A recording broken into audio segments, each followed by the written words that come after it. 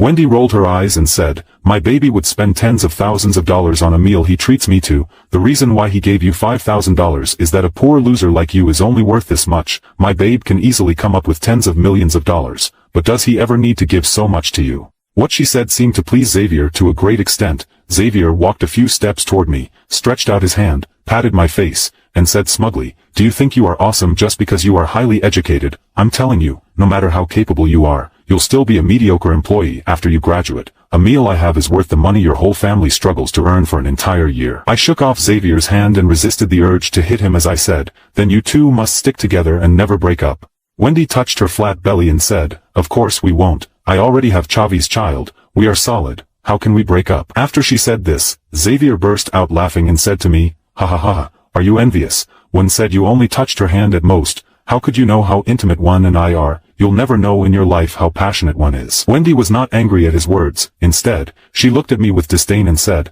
"I felt nauseous for a long time after he held my hand, and I kept washing until my hand almost peeled. Perhaps because of the unique odor of a poor guy like him, I feel my hand is still uncomfortable."